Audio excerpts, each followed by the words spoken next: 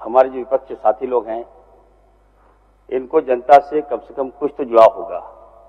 और मुझे उम्मीद थी सर, शुरुआती दौर में ये लोग थे, अपनी बातें रखे ये लोग, लेकिन लगा कि सरकार का उत्तर ये लोग सुनेंगे।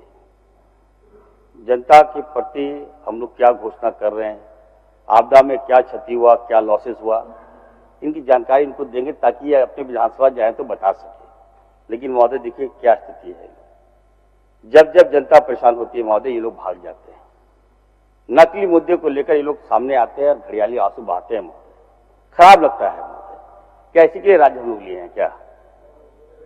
राज्य को जब जब हम सब की आवश्यकता होती है तो हमारे गार्जियन लोकप्रिय मुख्यमंत्री जी खड़े रहते हैं महोदय। और हमेशा आज ये आपदा तो ये बहुत बड़ी पहली बार नहीं हुआ महोदय।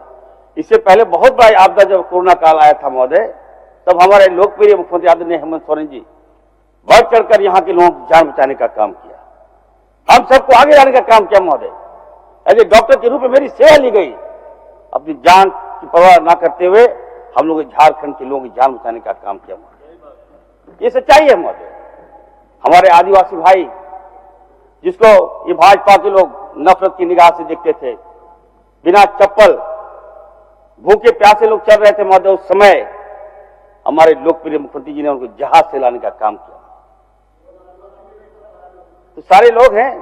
तो मैं तो अध्यक्ष महोदय मैं कहना चाहता हूं कि जिस तरह से जनता को आज महोदय राहत चाहिए, राजनीति नहीं चाहिए महोदय।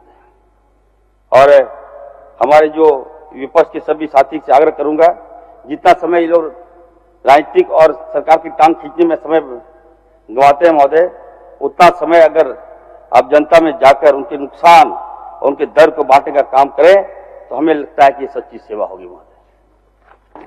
महोदय आपको जो आपदा में जो क्षति हुआ झारखंड के महोदय मैं बताना चाहता हूं कि अचानक हम लोग तो कभी सुखाड़ की मार झेलते थे, पहली बार इतिहास में पहली बार ऐसा हुआ कि भारी बारिश हुई और जो बारिश आई महोदय तो तबाही भी लाई है। तो मैं आपको विशेष जो आंकड़े में पेश कर रहा हूं, हमारे राज्य झारखंड में पिछले 2 वर्ष 23-24 और 24-25 में मई, जून और जुलाई महीनों में सम्मान से भी कम वर्षा हुई थी महोदय।